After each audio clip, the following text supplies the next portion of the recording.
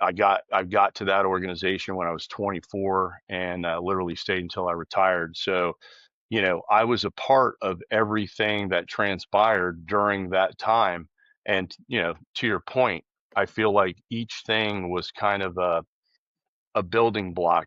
I was a part of uh, an operation, a battle that occurred in Somalia that was, uh, the very toughest thing that I had been involved in to date at that Yeah. time. And I got to be honest, even past that, I've always used that as a measure. The 11th commandment is more than a name. It's a creed. Built on decades of chasing big game across the world, giant whitetails, faith, family, and a passion for passing on the hunting legacy. Every hunt and every story is designed to educate, inspire, and entertain. This is more than hunting. This is the 11th commandment.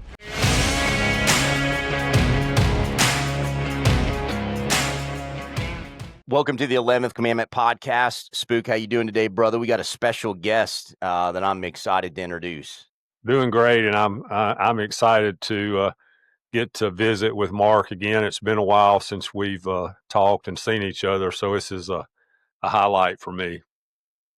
No, absolutely, and it's an opportunity for me to, have Mark, which is my brother, on, and this is cool because Mark, this is you're one of our first guests for season 2 of the podcast, which has been an amazing journey for Spook and I, and so welcome. And today we're going to do something different with you and with Spook, and we're going to talk about some topics that I think are, frankly, not talked about enough around mental focus and health and fitness and how each of you perform at a very high level and still do, what you do and that we all love and cherish still at this point. So, but welcome to the podcast, my man.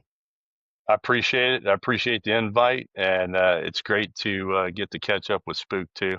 It's been a while. Thanks, Yeah. brother. It's gonna be good. Yeah. So before we jump in, and then Mark, you would not, take the time to acknowledge some of your accomplishments and what you've done. And I think it's relevant to the conversation today. Spook obviously is one of the best at what he does in chasing whitetails across the world, if you will, in big game. But from your standpoint, you spent 20 years in the Army Special Operations and was involved in a number of major operations during that time, received the Silver Star, Legion Merit, 4 Bronze Stars of Valor in combat, 4 Purple Hearts, and was inducted to the United States Special Operations Commando Hall of Fame. So, and that's just, I think, a snippet of some of your accomplishments. But obviously, I'm very proud of what you've done and have served this country at a very high level, along with your other brothers and sisters. So for that, thank you for your service and all that you've done, my man. Yeah. Thank Thanks you, very brother. much, brother. Thank you. Yeah. Thank you. So let's jump into it today. Before we get into the specific questions, Mark, why don't you go back? And I'm probably going to have flashbacks when you do this as a little kid, but in all seriousness and fun, just walk us through. We grew up on the cattle ranch and had that lifestyle of working cows and doing that at Likes Brothers and all that in Florida, and we're Florida natives, but just the journey of growing up in that lifestyle to taking you to the military and to throughout your career to what you're doing today. And we're going to tie it all together, but I think it's important to just give everybody some groundwork on your background. Sure. Yeah, no, I mean, we had a very unique upbringing and opportunities that I don't know that are necessarily available like they were then. My earliest memories are, running around on Likes Brothers. Backyard was 50,000 acres, cows, horses, and being in that environment so early kind of presented some. I look back now and I see the opportunities that they were, because we had to be responsible at a very early age. We had to, we had chores. We had to be, disciplined, reliable, follow through, all those things. And, and it was hard. I mean, Yeah. we worked hard And but I think it instilled a lot of things in all of us. Ronnie, our older brother, you, and myself, for sure. And I was able to kind of take those things, and at the time, I don't think we recognized them at the time, but I think, in high school I wrestled. That was the other thing. It gave me all these other things during, uh, living on the ranch and doing all those different things.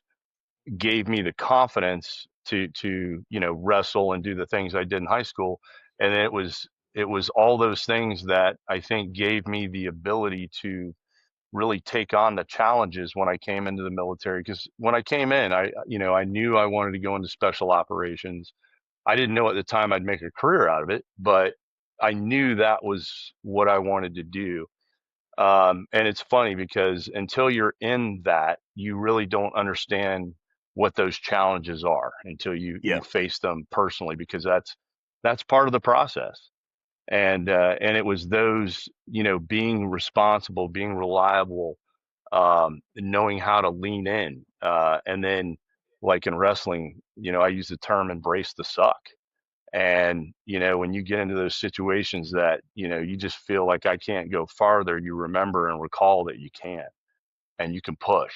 And I really believe that those were things that truly helped me getting in to special operations, and then, having what I feel like an amazing career, and having the opportunity to work with some, just some incredible people along the way. No, absolutely. And Spook, I mean, if you think about your story too, man, growing up on a farm, sawmill with your dad, you played basketball. I mean, I think you could correlate a lot of the same things in how you grew up in Tennessee. Absolutely. You talk about, just growing up with a work ethic and a work mentality and a, commitment to doing what you see your parents doing, what you say you'll do, and being held accountable. And Hmm. then, getting into sports, I played everything, football, basketball, baseball, and loved it all. But also, I was, those same things those core what instincts and values and things that you really don't realize that are helping you for other things later in life, helps you when you're playing ball, and then when you go into your Hmm. career, and it just, on in. And I think that's why the three of us have just, it's just a mentality that a lot of people don't know, don't understand. And it largely started from when we were kids. We didn't know it was started. It's like I Yeah. was shooting a pellet gun at matchboxes when I was 6 years old. And then then you Yep. go to 22 and you start head shooting blackbirds and squirrels. And, you just, and all that leads up to, by the time you're, you know, 18 or 20, I was shooting a 22 250 at groundhogs 500 yards away, and so all those and so all those instinct, shooting a bow when I was 13, and shooting a basketball and throwing a football and a baseball, and just all these things, you just become something that you didn't know you were becoming, when it Yep. comes to Hmm. mental focus on whether you're, I mean, and obviously, by no means do I want to put anything I have ever done on the same level as Mark, and I don't mean that at all. It's just a different kind of hunting, and Yeah. I, I I think it was one of my. I've always thought about. My dad was in the Army, and I always thought about what it would be like to be in the military, and I always figured that I would be very much like Mark, and it become somewhat of an addiction. I would have loved to have been a sniper. My first cameraman was a, a Ranger sniper, and Hmm. so I got to hear his stories. I've gotten to hear Mark's stories, and I hear all that, and I find myself wishing, or thinking that, oh my gosh, that'd been awesome, Yeah. you know. And so, but I've just taken mine into the hunting world. Of course, growing up Hmm. hunting and fishing, and growing up in that world, in that atmosphere, Yeah. and I think No, no, I just think it helps us in life in general. No question. And Mark was actually making bombs at like 12 and 13 years old. He went from pellet gun to bombs real quick. Yeah, I learned a couple hard lessons during that time. Yeah. Black powder But and One of my sayings in life, I think it's very special, is that, my dad always said you'll be able to count your best friends on one hand when you get older, it's all said and done. I was like, oh no, I'm gonna have dozens. Well, I found out that's not necessarily true. You are not going, but I call them go to war buddies. And to me, yeah, a go to war buddy is somebody that you can count on all the time. And I'm very proud to have you two guys. absolutely, brother. Absolutely. All yeah, day. man. Yeah, man. So Yeah, I mean yeah, that's a great it's a great point he brings up too. Is it's like I think a lot of people have this misconception that like when you go into special operations, somebody waves a magic wand and suddenly you have all these abilities, and Right. it's just not the case. I mean, inherently have to be wired and set up that way. And I think when you get through those processes, regardless if it's Army, Navy, Air Force, Marines, when you get to that pinnacle, to that place, they help refine it. They help pull it out of you. And I also think that the way we were raised also has been an absolute benefit to me from the standpoint, and I will get into it on kind of the physical, the mental side, but having to live with those things that I was a part of, and reflecting back on those things, having the inherent ability to do that has been a great advantage for me because in my capacity in the foundation, I see amazing people that I've served with, stood beside, and they have challenges, and it's not a yep. weakness, it's nothing like that. But I just feel very fortunate that I've been able to uh, handle those things in a way that has been healthy. I never forget. I don't want to forget, but I'm able to address it in a way that keeps it in the place it needs to be and the perspective it needs to be in. Sure. So and we're going to get into the foundation, a lot of that, but share, Mark, what you're comfortable sharing as far as like that journey over your 20 years and the special operations. And because I think Sure. that's like everything was a building block for you, just like for a lot of people that have had success in whatever they have done in life. So walk through some of that progression over that 20 years. Sure. When I came in, I thought I understood and knew what special operations was. I did a little bit of research, but at that time there was very little that you could get open, and it was more of conversations with people that had, done something, been a part of. And so, ultimately I knew I wanted to come in and be a Green Beret. So that was the path I started on. And I was very fortunate that, I made it, because when you come into the military, they give you a contract and they guarantee this, that, and the other. But what they're really guaranteeing you is an opportunity, Yeah. a shot, not that you'll make it. Correct. And so that's the risk. And so if you don't make it, now you're beholden to where the needs of the service that you're in. So I was very fortunate, made it through Special Forces and spent time in Special Forces on a operational detachment alpha on a dive team, and which is kind of ramped up on the physical side and expectations of those teams, and learned a tremendous amount. I had some amazing leaders. I had from not only from a leadership standpoint, but that mentor piece as well. Yeah.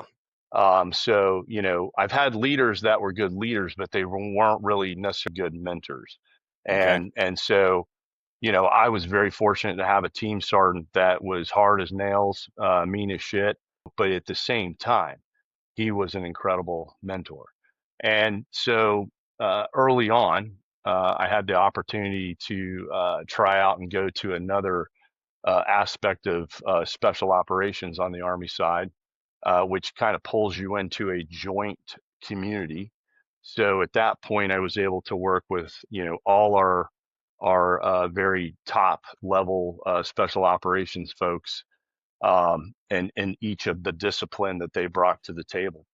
And I got to that organization when I was 24, and literally stayed until I retired. So I was a part of everything that transpired during that time.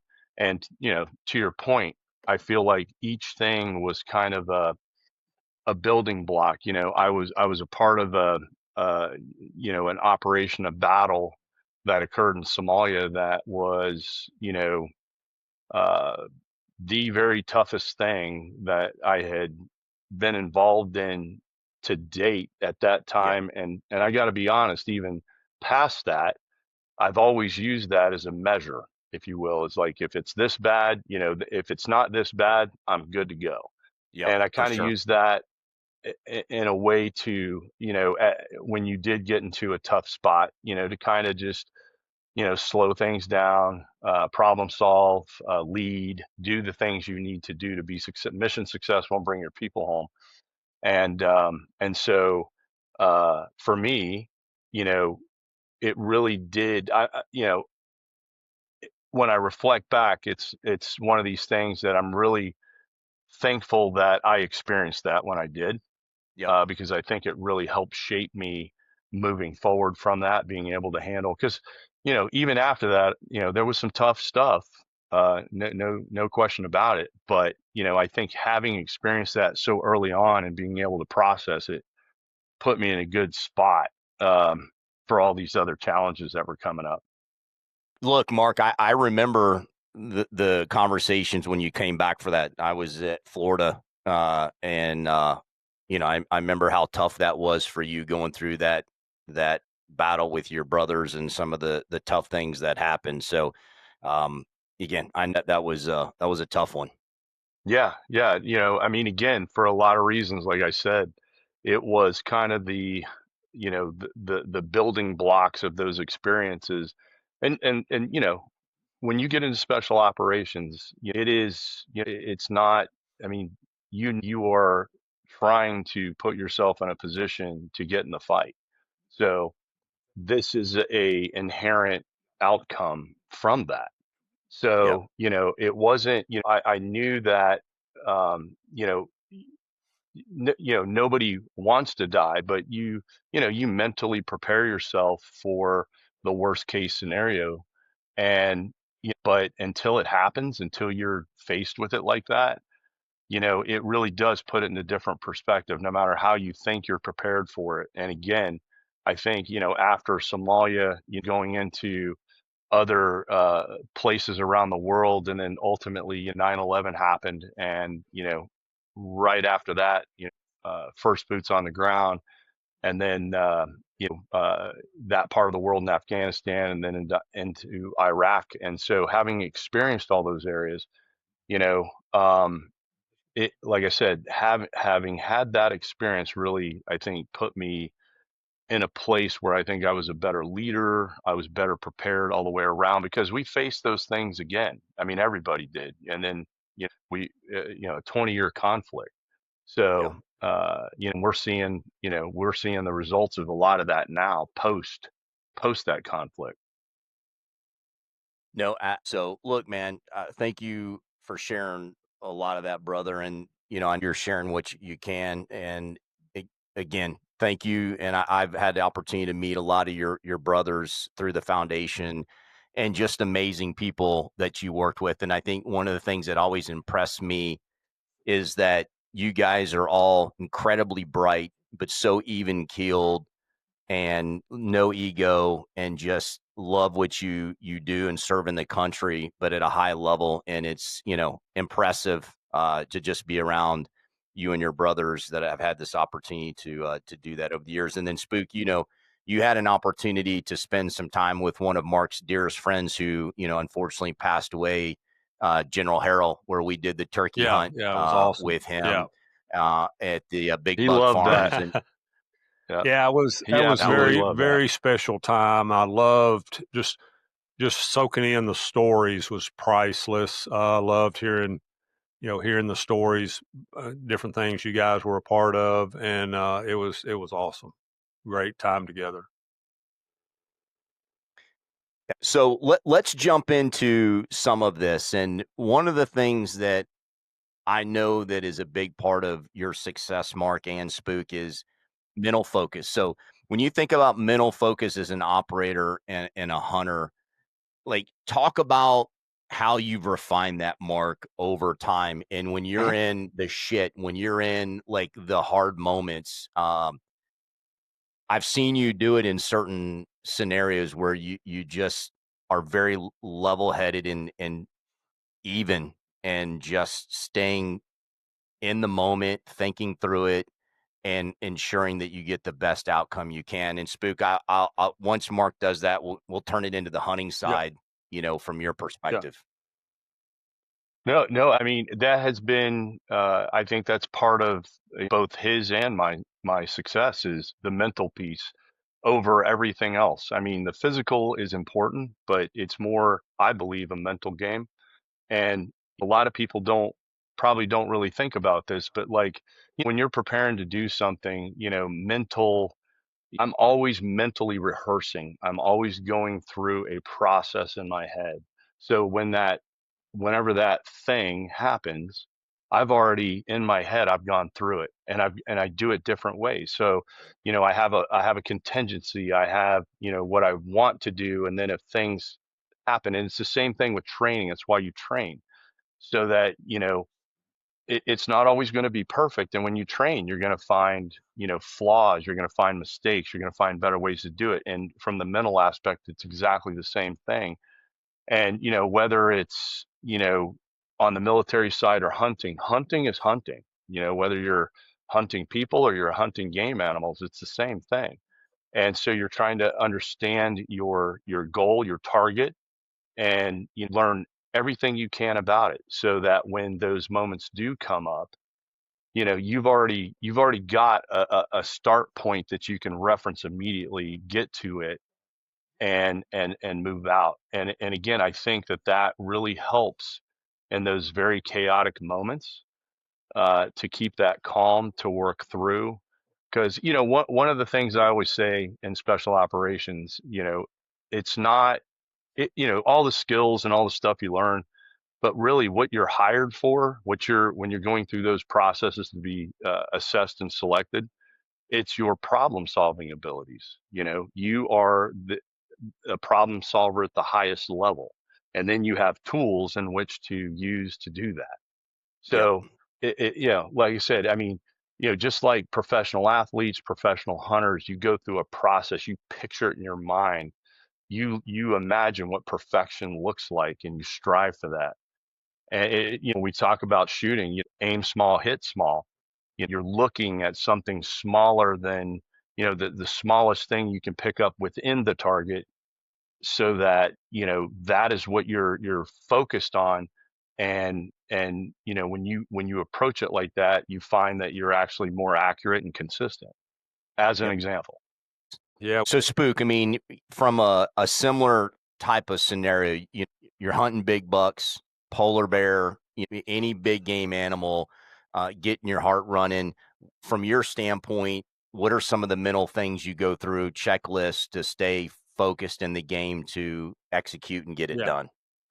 Well, first of all, I want to reiterate the fact that what I like doing, hunting and stuff, is definitely, I got to disagree with Mark on one thing. It's not the same thing as hunting people that are hunting you.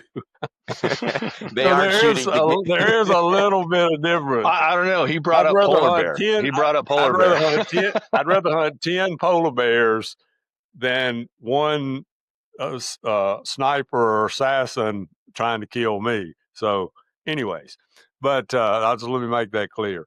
But it does take. I always try to, just like Mark said, get mentally prepared and put myself in my mind, whether I'm just like driving in the truck one day or wake up in the, early one morning, sitting out on the porch, wait for the sun come up, or sitting there listening to a turkey gobble or whatever. I'm thinking about, what, especially on big game, especially if you're hunting dangerous game like, polar bear, grizzly, brown bear, lions, leopards, things like that. You just got to be prepared mentally, and even like more so, or as much so when you go on these physical mountain hunts, whether it's an elk hunt or a sheep hunt or whatever. And I had a buddy that was going with me on a sheep hunt one time, and I got the impression that he just wasn't taking it serious enough, And I asked him, I said, dude, are you getting ready? Are you, are you exercising? Are you lifting weights? Are you running? Are you thinking about, because I said, when you go into another country and you do a hunt, very rarely does anything go like straight according to plan. There's always going to be some crap happen, and you got to be mentally prepared that when that situation arises, you don't freak out. You got to be thinking, what's my best case scenario here, and what can I do to get out of this situation? I'm sure Mark's been in that several times, uh, in his world. And so we go on this sheep hunt, and second day the guy almost falls off the mountain, and he told me in the tent, he said, "I'm going home tomorrow." I said, "What?" It's like we were in Baja Sur, Mexico, and it was rough. I mean, it was rough. And Mm. he said, "Man, I thought you were just messing with me and just joking around." He said, "I'm not mentally or physically prepared for this." He said, I didn't have any idea." Mm-hmm. And so now the good thing about the military is it prepares you for that for quite some time. And you think you're prepared. You don't really know 100% till you're in it, to whether you are or not. Mm-hmm. But it's like going into a test in school. Did you study?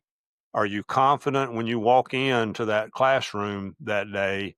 Man, I got this. I'm ready. I know Mm-hmm. Mark has always been ready. I see him as that guy's like, we got this, guys. We're ready. This is what we've trained for. I always felt like that when I went on the basketball court. I'm ready. This is what I've trained for. I always feel like that when I'm going after a big buck or a bear or whatever it is. I'm ready. This is what, Mm-hmm. and of course, once you are faced with it, and then when you're faced with it a few times, in succession, maybe throughout the years, then just know, I don't know. There's a special feeling, and I bet Mark can like elaborate on this, but there's a special feeling knowing when you go on a hunt after a particular animal that you're ready. I don't know how to explain it, what the feeling is exactly, but just being ready is a great feeling, Mm-hmm. you know. Yeah. Absolutely. Yeah, it's a level of confidence, It is. It and is. Yeah. and and it's funny you bring that up, and this about the in the military in general, there's this requirement to stay fit and to train and to do these things, but where that kind of uh, forks, if you will, when you get into the special operations side of the house, it is, it's the and I'm using the term big boy club or time or responsibility, really, Yeah. because nobody is telling you what to do anymore. You Yeah. know what's expected, and it's up to you to maintain that level to perform, because it is a rough tribe, and if you are not maintaining, if you are not making the effort to you know be a proactive and value added participant on a team, that will come back, because before you, in a team environment, it's not about, yeah, I mean, there's obviously, you got each other's back. This isn't that you have everybody's back, and that sort of thing, for sure. But before you can be a productive member on a team, you yourself have to be squared away. You have to be Yep. rock Yep. solid. And Yeah. to your point, that's, taking care of yourself, preparing yourself, and then that mental confidence that comes with that when you know you're ready. Yeah. Yeah. It's Well, it's there's very gratifying. Yeah. well, it's gratifying, but it's also, I mean, it's imperative in the sense of when you have done the work and you have the skill sets and the confidence to be able to do the things you need to do. It's just like it's in a family situation. In order for me to be the best dad I can be, the best partner, is I've got to take care of myself and do all of the right things in Mhm. order to support them. And it's just like what you're talking, Mark. The best way for you to be there for your guys is to be like on your A game. And Yep. the best way for you, Spook, look, you're taking 10 days away from your family. You got little kids. You've got, pressure, and you're trying to go out there and film a TV show, and you got to perform, because if you don't, you're out there, lackluster. You're letting your family down because you're taking time away from them. And so it's again making sure that you're doing all the right things to perform at the highest level for yourself and for the people around you. Right. And that's one thing I've always told anybody. I will never let my physical ability or my equipment stand in the way of my success. If Mother Nature or something else gets in the way, there's nothing I can do about it. But anything that I can control Yep. mentally, physically, or mechanically is going to be as good as it can be. And then, and then whatever happens, happens. And I feel like if we go into every hunt, and just like Mark and those guys, they went into every situation mentally, physically, and tactically prepared. And so, and that's the reason he's been so successful. And it's the same way with hunting and fishing and really Hmm. all life, sports, family, God, you're going to get out of it what you put into it. That's right. And that's just the way it is. And These principles apply across everything, every aspect of life. everything universally. That's exactly right. And that's the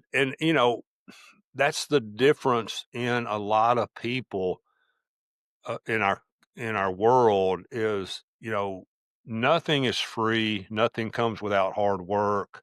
And I just think there's a lot of people that can't grasp that. They don't get it. And Yeah. that comes from many times their upbringing. I was very fortunate. I had great parents. I had great Christian mom. I had the hardest working dad on the planet. And so, with that, just growing up with that combination, I mean, really, there was no way for me to, all these things that I was ingrained in as a kid. It's hard to fail in life if you've grown up with that kind of surroundings, Yeah. Yeah. and so it makes a big difference. But Well, there we again, getting back to the physical part of it, we want to talk about at some point too. Is just staying physically fit is also what allows you to be mentally fit. If you're not physically fit, it's hard to be. In my opinion, it would be hard to be mentally prepared Yeah. for these type of situations if you're not physically prepared, well, that's especially for exactly Mark. right. Well, yeah, I mean, so let's jump into that. That's a perfect segue, Spook. And that is, Mark, if you and I, have always, I think, been instilled from wrestling early. I got into lifting weights and competing as a teenager. But then we've seen a transformation within each of us. And Spook, you've been it's crazy on this same journey, just at on in a parallel path relative to how you take care of your body now is different than what we did probably 10 or 15 years ago. We've always lifted weights. We've always tried to eat good, Yeah. but we've almost turned it into a science. And as you get older, you have to dial it in more and more to perform at a high level. And look, each one of us, are going to want to continue to do everything we're doing at the highest level, no matter what our age. And that's just how we're wired. So, Mark, like, walk through what you do from taking care of your body now, and Spook, I'll ask you some of the same things, and I'll jump in on a few things I do from the body. Then we'll get into the nutrition and some of the optimization, which then I think will, Mark, lead into some of the work on the foundation side that you're doing as your guys are coming back. So it all pieces together. But let's start with you and, what you're doing at your age to stay at the highest level physically. Yeah, I mean, being physically fit and has been a part of my life since we were kids, and then obviously in high school and wrestling and playing sports and all that. It's always been there. It's always been a part of.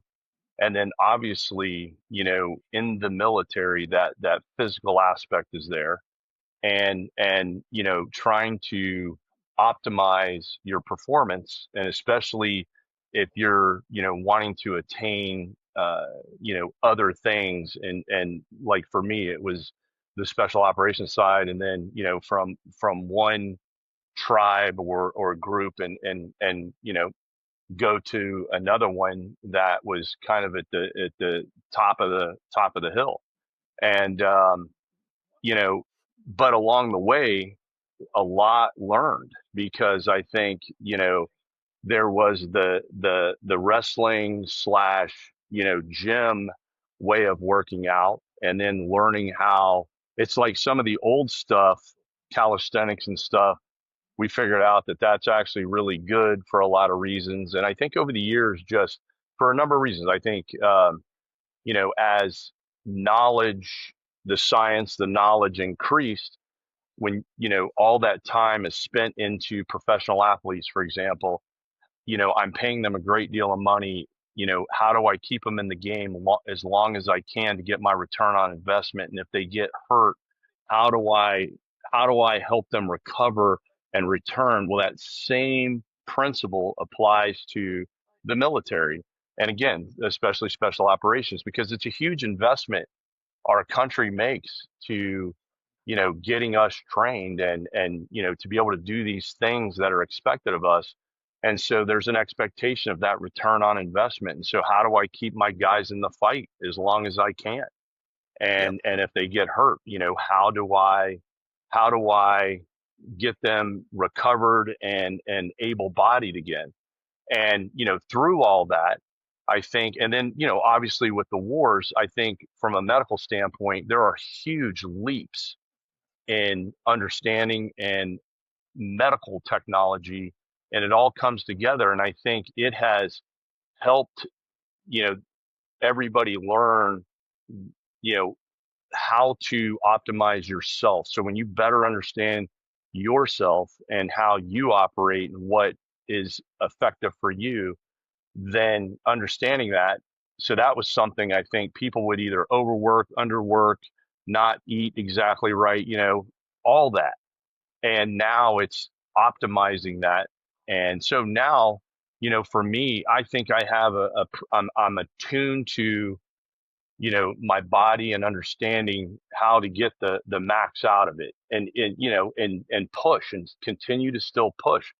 I've like all of us, we have aches and pains, wear and tear. I've gotten, in the military, I got busted up a number of times, and so I hurt every single day when I get up. But I will tell you, if it wasn't for working out and staying fit and helping my body continue to recover, you know, I think I'd be in a completely different place. And then in turn, mentally, I would be in a completely different place. Um, so I think the two definitely go hand in hand, to Spook's point. And so, yeah, I mean, I'm very focused on, eating clean as I can. Like all of us, we have cheat days, we travel, that makes it difficult. But I really do try to focus on being consistent with my working out, and working out in a way that is best for my body, and especially now.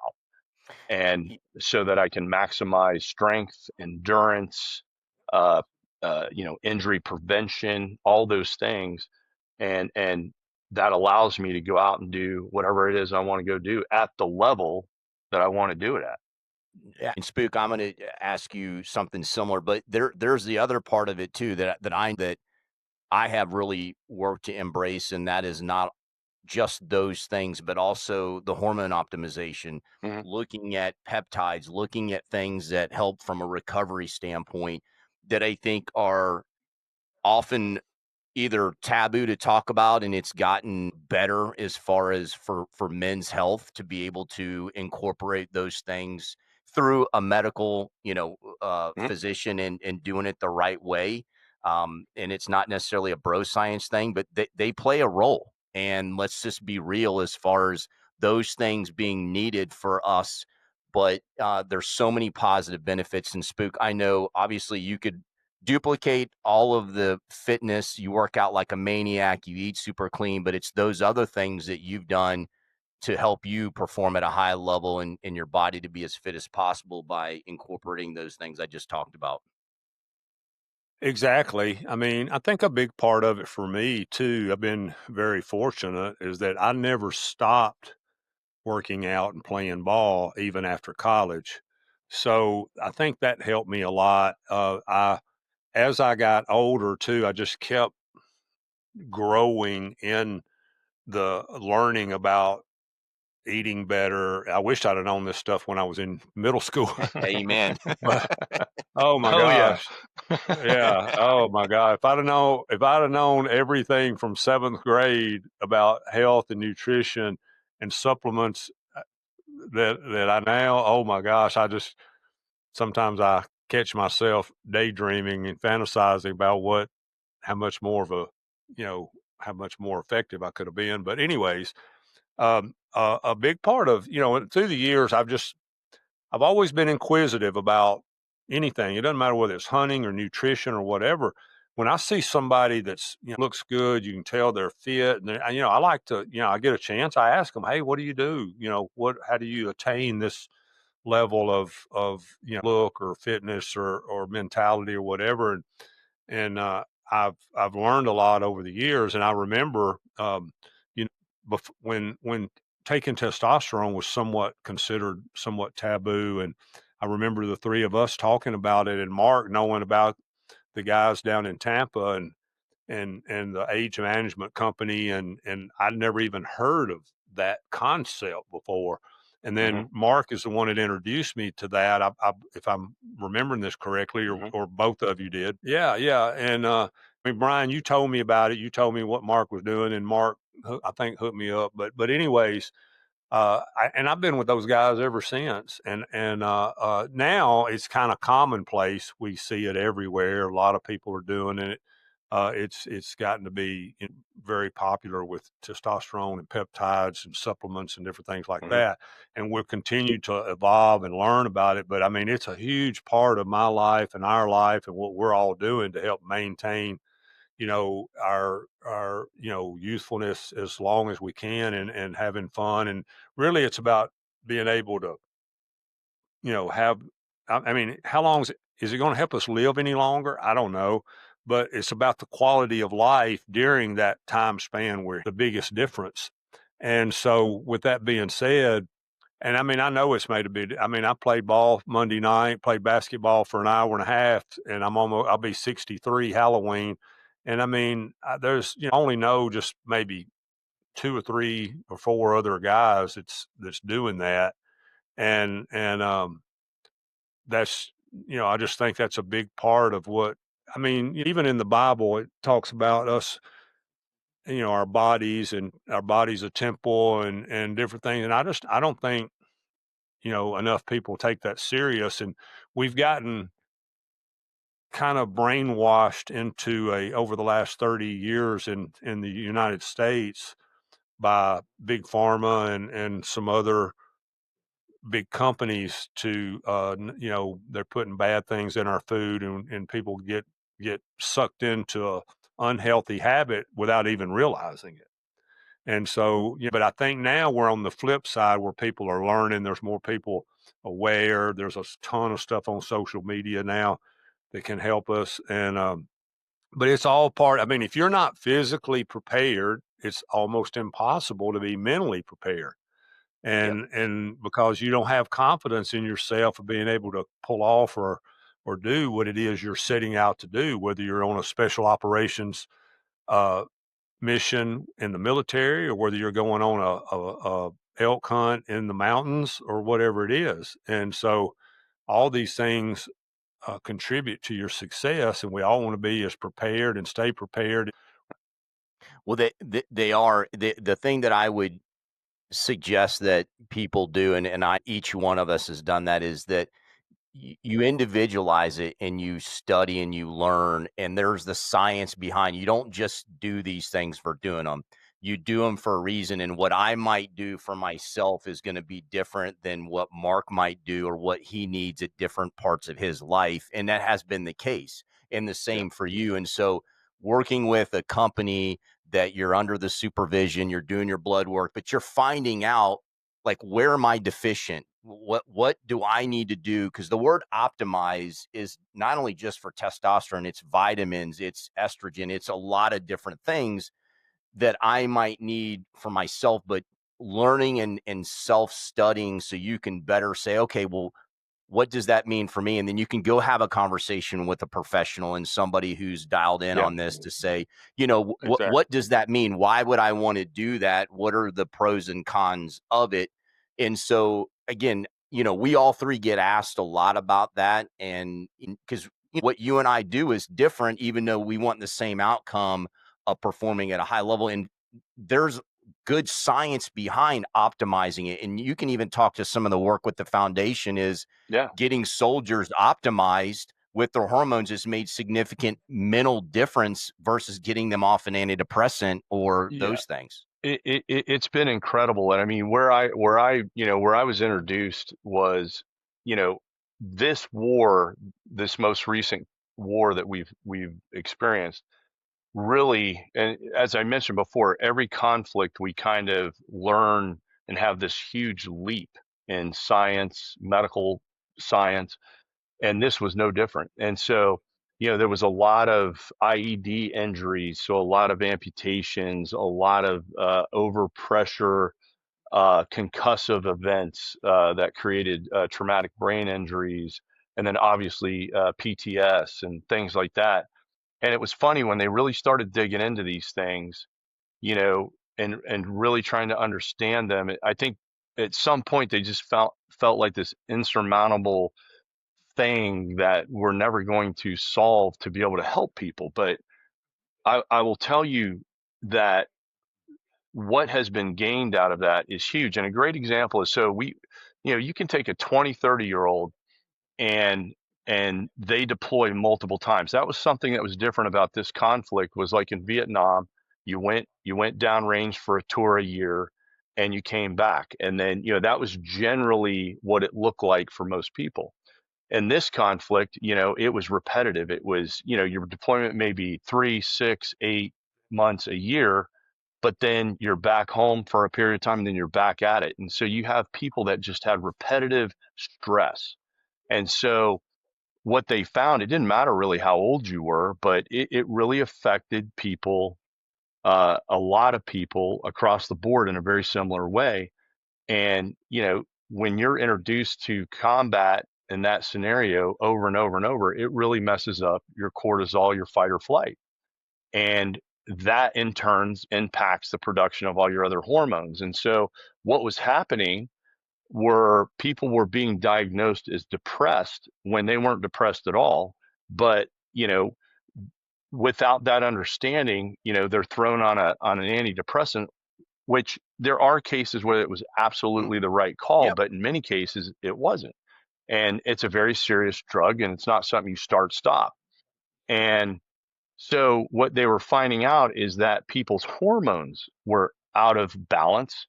And when they addressed it from that standpoint, so in other words, functional medicine is a term that's used now, is instead of addressing the symptom, it's let's find the problem. Let's find the Correct. root cause of what is going on and address it. And a lot of times in the hormone therapy, that is, your hormones are out of whack, and it could be age, it could be things that you have dealt with in your life, it could be an injury, it could be all kinds of things.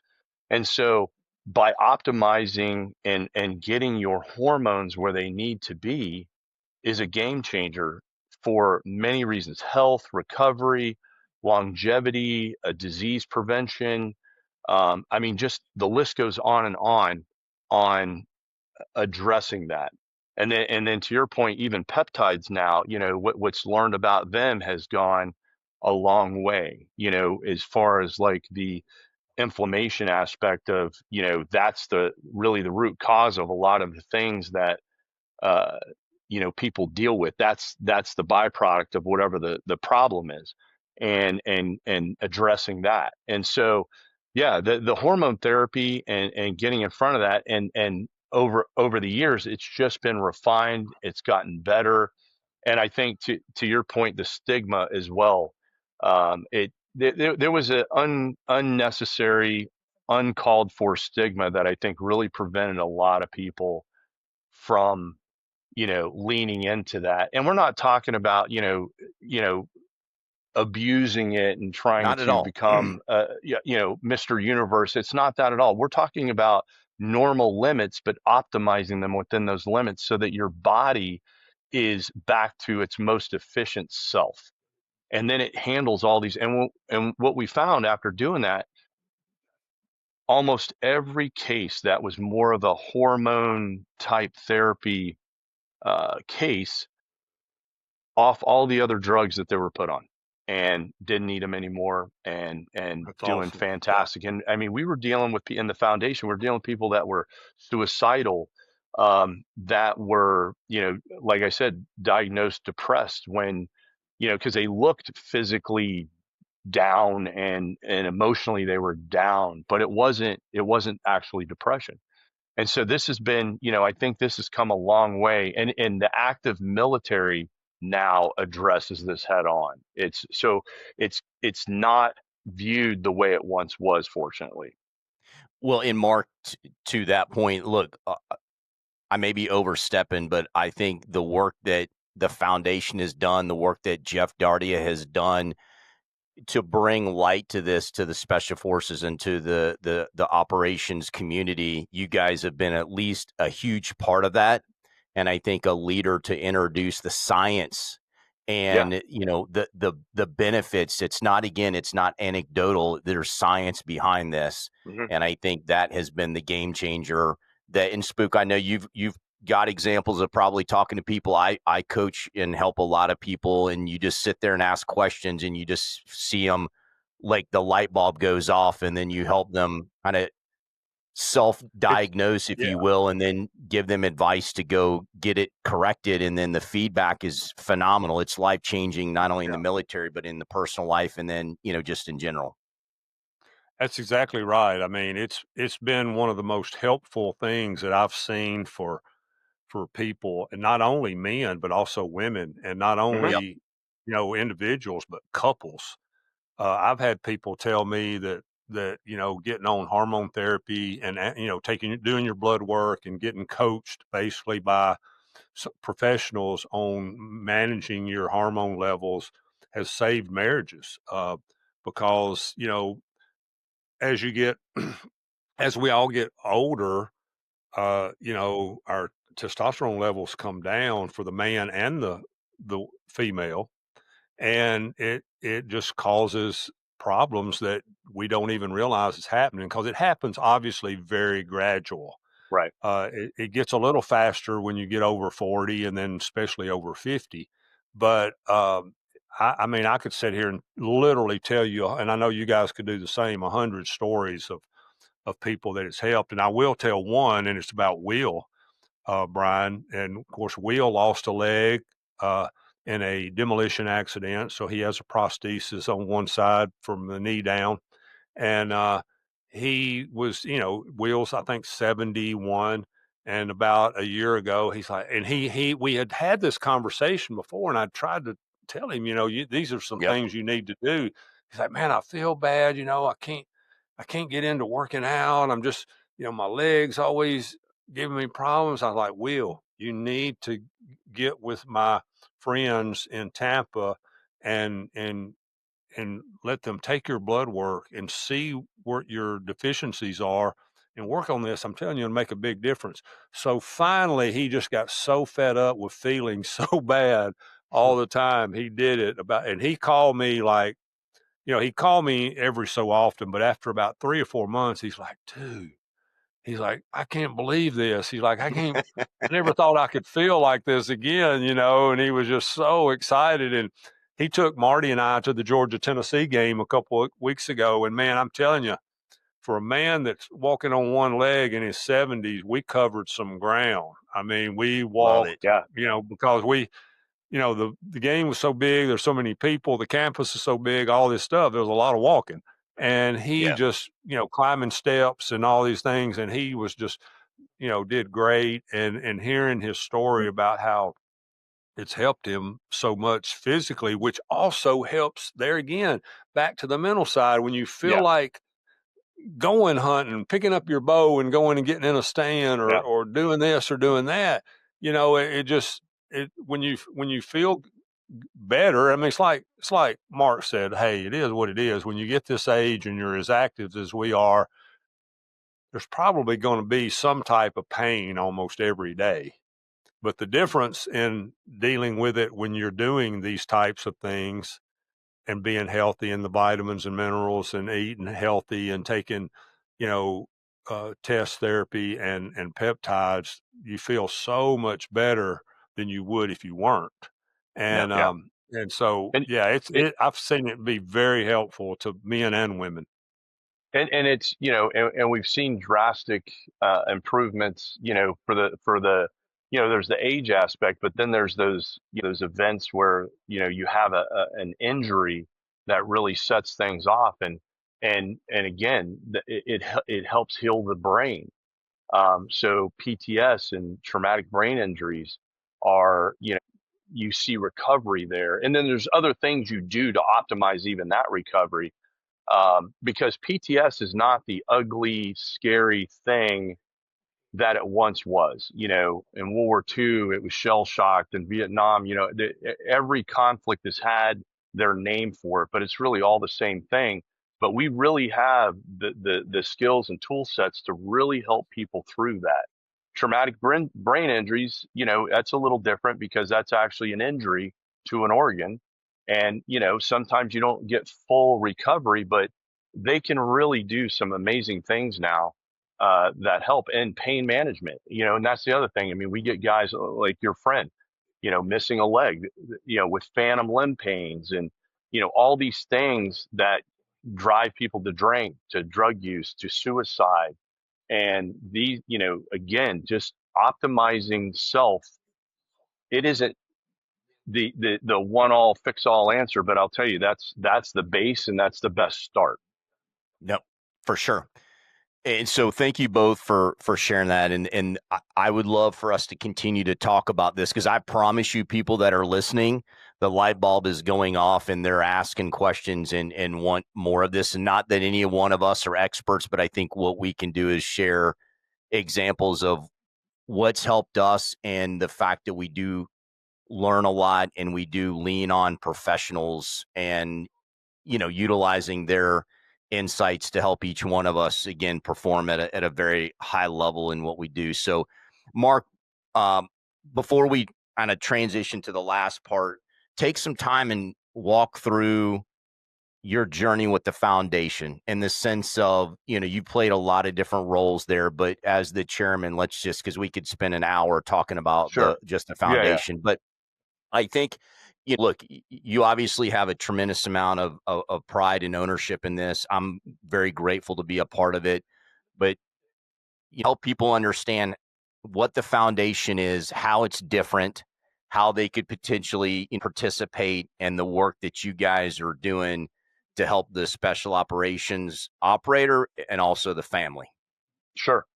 Yeah, I mean, it's a, it's a pretty simple story, but for me, it was very powerful. When I got out of the military, there was no foundation, there was no group, there was nothing out there that allowed me the opportunity to figure out how to transition, how to unpack this new life that I'm going 1,000 miles an hour. And, literally when I leave the organization I was with, I'm like, they'll never make it without me. That's what you think. And obviously by design, it's absolutely fine and will continue on without you, no problem. But that's how you feel. And, that was a challenge. That was a bit of a struggle for me. And, so what I was able to do is, when the foundation, I got linked up with the foundation very early on in its existence, but I'm not a founder, but I've been with it for, all of the years it's been in existence, for probably a year and a half, 2 years. And so I think I've been very impactful in its development and the path that it's gone on. And for me, it gave me the ability to help others that were having the same challenges, and then all these other things that we do, roll that in there. And so in a way, it's my own therapy. Yep. I'm able to uh, use that to center myself and have that mission, purpose, and focus that I lost when I got out. And so, what we do is very critical. We do three things, and we have no mission creep. I'm very adamant about that. There's a lot of great organizations out there that do wonderful things, but what we do, we probably do better than anybody else. And I work with other organizations that do the pieces and parts when you're working with a person or a family, trying to get them from a bad place to a good place. There's steps and processes along the way, and we certainly work with organizations that have their part to play in that and do a great job and team up. And I think that has made us very effective. But to the core, we do rehabilitative adaptive events, health initiatives type things, and immediate needs. And those three things, um, we probably do better than anybody else. And we've been doing this health initiative thing, the hormone therapies, the different treatments for TBI, PTS, heavy metal exposure, for a long time. And we actually have a lot of data, and we've brought a lot back to the commands, the special operations command, from a data standpoint, and being able to point them and help them better support the community, the active duty community, and then really set folks up when they're getting out to be in a better place. And then if you make a business case out of that,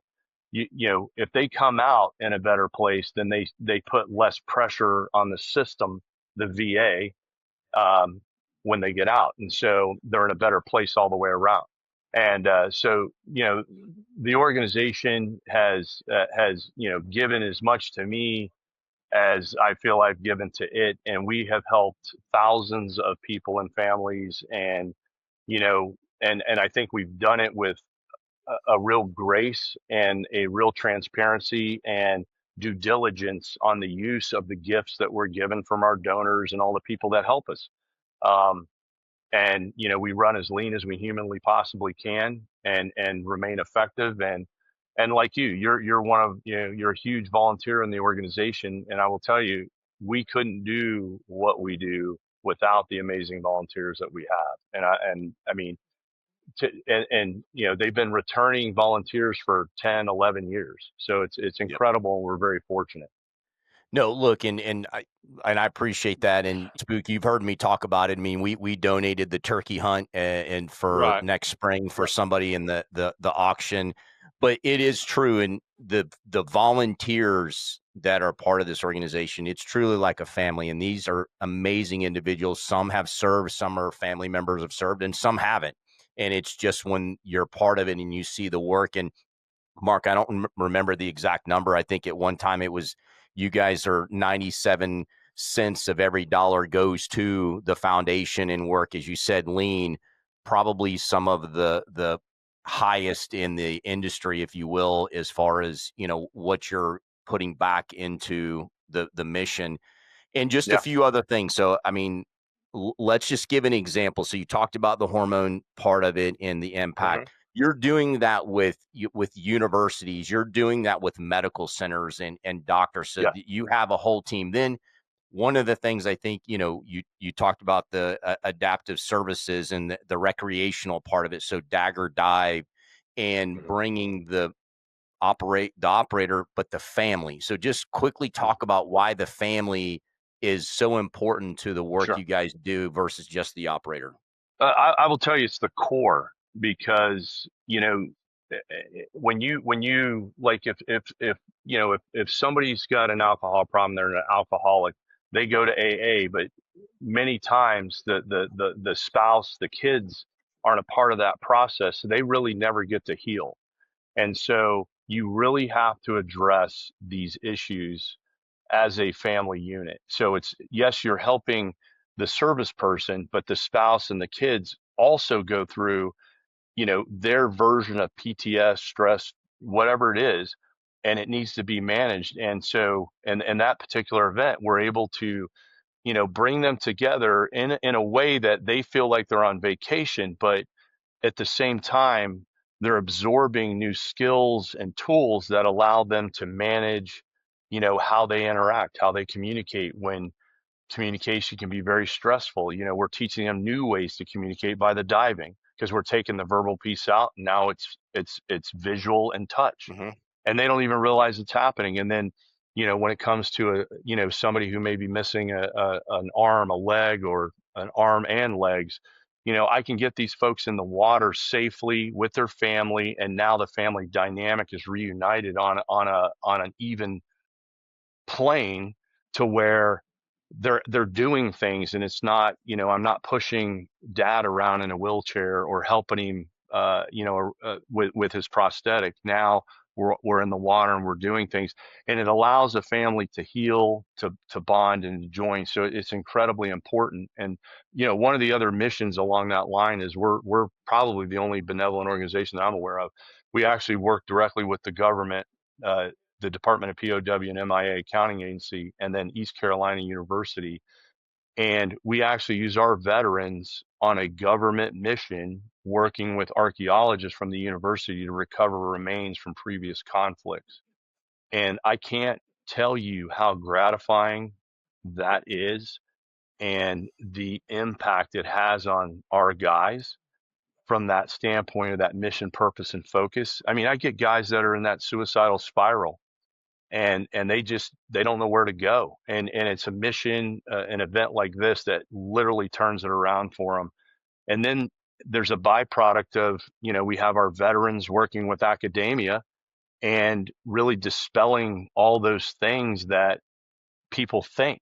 And you're working for a common goal, you're working hard, you're getting tired, you're getting irritable, but you're working, and all of a sudden these amazing bonds come out of it. So yeah, I mean, we do some incredible things, and I'm gonna toot the horn of the organization, but it really is an amazing group of people, great, amazing organization, and the impacts. And I just, the people that we have touched, the lives, the families that we have touched, I let them speak for themselves. And it truly is amazing. And I think also we've been very instrumental about introducing, these new ways to treat things like the hormone therapy. That was something that was not common, but is common now.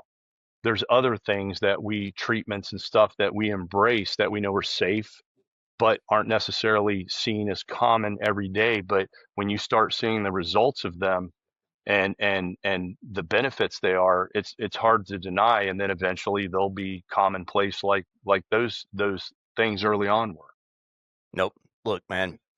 And I've had an opportunity to see, a snippet of the amazing work that you guys have done and been a part of it. So again, kudos. And what's the website that people can go to just to learn a little bit more? There's videos there to Sure. just better understand the work.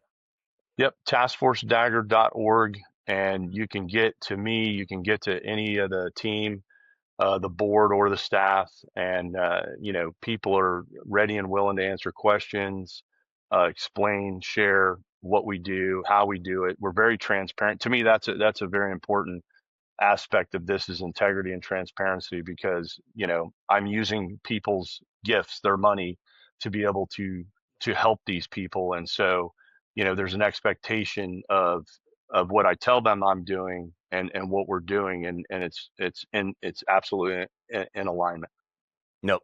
So look, if anybody listens, got a family member, a friend of a friend that may need some support, go to taskforcedagger.org and reach out if need be. So let's thank you, Mark and Spook. Let's wind this down. So I'm going to ask you each a question. And Spook, I'll start with you, brother.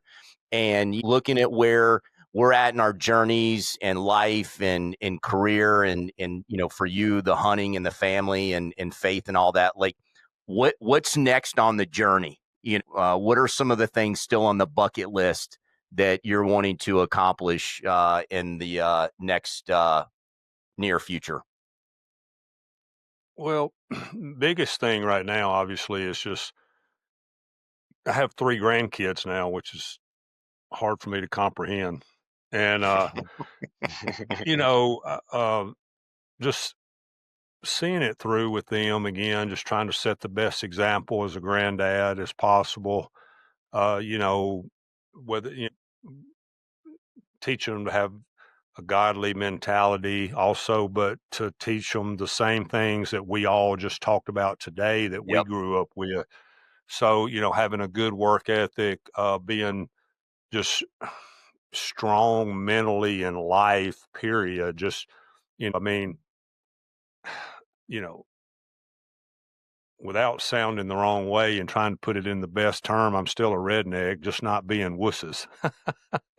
you know, I want my kids to be tough and Yep. get after it like Yeah, like I man. felt that the three of us have done throughout our lives. And I got a grandson.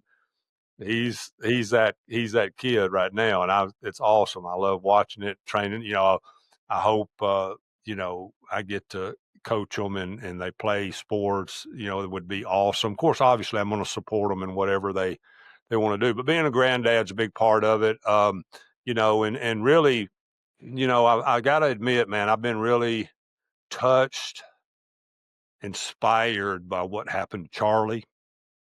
Yep. And I know there's more that I can do, and I want to do more just to help influence people as much as possible to really just, really it goes back to my old motto to my show years ago, God, family, country. Yep. And it's just, it really, I didn't that I could get this mad and upset about something about somebody that I didn't even know personally. But I watched him a lot. I listened to a lot of what he said, and man, that guy was a freaking genius. I mean, he was Yeah. making a big difference, which is obviously what got him killed. I think he was making, outside of Trump, he's making a bigger difference in the world than anybody in the entire world for just the mentality that a lot of society seemed to be slippery sliding into, and he just kind of like single-handedly in a lot of ways catapulted us up out of that.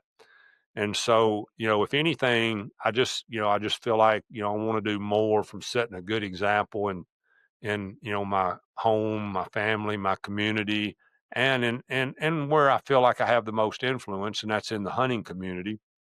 Yeah, Mm-hmm. obviously I want to keep hunting. There's things I'd love to do, and those are things probably for another time to talk about. I just love the chase. I love hunting big Yep. deer. I love hunting around the world, and we got a lot of I want to use this podcast to help people and just be a positive influence in a lot of different ways. And of course, having Mark on here today was a big part of that. He's very inspiring, all the things. And of course, we can't thank him enough and say enough about all the stuff he's done. And I personally am uncomfortable with trying to put anything to do with hunting on his level because I don't feel that way. I've been fortunate to spend some quality time with Mark, and you know, talking about being mentally prepared. I got to tell one story about Mark. So you guys are at the uh, uh, event that we used to have, and for wounded uh, soldiers, and uh, big buck games is what we called it. And Mark, I think, did you come 1 or 2 years, Mark, to We that? came, Mark and I drove, we came I think Yeah. 1 I year, think it was maybe one. 2, Yeah. but that Yeah, 1 yeah. year we So it both was came together. priceless, and we had teams. And of course, you guys were all on a team together, which I admittingly planned that myself. And hunting with Mark was a treat. You know, he had his position just like military, and I'm trying to, I'm kind of picking at him a little bit, like, dude, just relax. This is different. Nobody's going We're to shoot turkey at us hunting, brother. today. You're turkey hunting, man. He was so intense, and I loved it. It was priceless. But what took it to another level is we had a cornhole tournament, and I wanted Mark to be my partner just for several different reasons. But hey, I don't think you'd ever even played at the time. Am I Nope. That wrong? was the first time I'd ever played. Yeah, yeah. So it was the first time Mark's ever played. I'm telling you, man, he's out there practicing. He puts his left arm behind his back. I mean, zoned in. No smiling, no joking, nothing. I mean, just like, so, and because of that mental focus, he was pretty good for somebody who had never played. He was really good. And so it was a lot of fun, and we actually won the tournament, Yeah. which was awesome. We shot And the biggest so turkey and got the one the all the Brian stuff. shot the biggest turkey. We won the cornhole. What else did we? We won almost everything there was to win. Yeah. Which I That was had a no good doubt time. we would. That was Yeah, it awesome. was awesome. But seeing Mark's just mental focus on something as simple as cornhole was priceless. And so I cherish that weekend together and the time with the General Harold. with General Harold. General Harris. Yes, was awesome hearing the stories. And so yeah, and I gotta say one other thing. There was a time there a few years ago when there was some unrest in the world, in the country, and there was some rumors of some crazy things going on. And I talked to Brian a little bit, and I messaged Mark. I was like, hey, what, I mean, of all the people I could have called and talked to about, was there something crazy going to happen in our country? It was Mark, and it's where I go back to when I talk about go to war buddies. I mean, and it was really awesome. He took the time to get back with me, and we discussed what never did actually even happen, but it was I mean, it seems like something very small probably to you at the time, but to me it was reassuring that because if something ever did really seriously go down in this country where we were in some type of civil war, one thing for sure is I want to be on Mark and Brian's team. Come on, brother. That's one thing that goes Oh, without All right. All automatic. right. All right. Well, Mark, let me finish with you, buddy. What's still, the many things on the journey left, and we probably don't have enough time because we're wired very much the same way that we're going to go yeah. till we are dead. But, what's on the bucket list important and, things that you Yeah. still want to get done, man? No, it's a great question. And Spook, brother, I enjoyed that event, and every time I've been with you, talked to you, it's great. It is. So Thank you. that feeling goes both ways. Just know that. Appreciate it. Thank you. I think, you for me, I break it down a couple ways. There's kind of some personal things, and then there's some things that I think are bigger than me. You know, when retirement, people say when they retire they're gonna do this and do that and lounge and not work and all that. I don't think I could do that. I think for me, Never. retirement, maybe from something, but I don't think that I will ever stop putting too much on my plate, you know, and then even getting frustrated about it, but then continue to do it. So I think it's just part of our DNA. And I think the pressure helps keep me on my toes. Because when I don't feel that pressure, sometimes I feel lazy. I feel like I'm not performing. And so, yeah, I think just continuing to serve. there's things that I'm doing, that I think are important for the state of Florida. There's things, definitely with the foundation. To me, that stuff is passion and so important.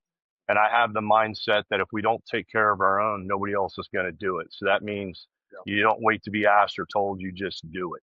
And Yep. so, those are the things that, I'm going to continue to do those things for sure. And, and along the way, I want to, if I can inspire, if I can help, if I can mentor, I think that's a great way to leave something, and you brought up, Charlie, and I think in it's what he represented. And it was the fact that he was able to really start changing something that I think a lot of people felt that was kind of on autopilot and Yeah, unchangeable. exactly. And we had two things happen, which was Trump and then obviously him. And, whether you like him, you don't like him, that part doesn't matter. What matters is the effect, the performance. And I think that, you know, I think it re-energized how people felt and re-inspired people to be engaged, to be a part of something bigger than themselves, and Right. that's family, faith, all of it. Um, Mm-hmm.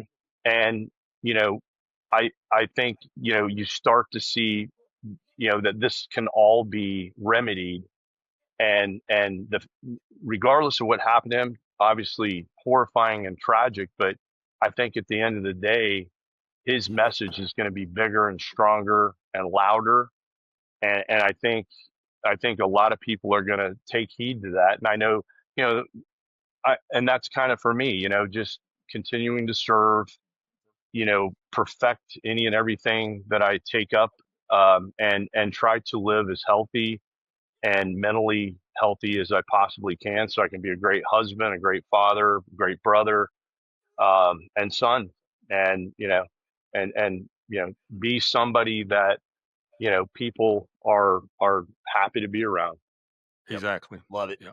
It's Awesome. leading by example too, and you both have said that in different ways. So look, both of you, I love you both, and are obviously brothers to me, and I can't thank you enough. And we'll do this again, Mark. I mean, I'm sitting here thinking of 100 different other things we could talk. We didn't even get into the diving. We didn't even get into Yeah, the whole other world that we love to do and spook. There's 100 other things that we could jump into as well, but we will Yeah. do this again, and I so appreciate it, Mark. Thank you for your service to your brothers and sisters and to the foundation and all the work that you guys do and Spook for, the Absolutely. brotherhood and the friendship and everything. So I think it's a great discussion, and we'll do this again. yeah. I'm honored. Thank you very much for giving me the opportunity, both of you. I appreciate it very much. Oh shoot, we're the ones should be thanking you, dude. You've done so much. It's I don't even know how to. It's priceless.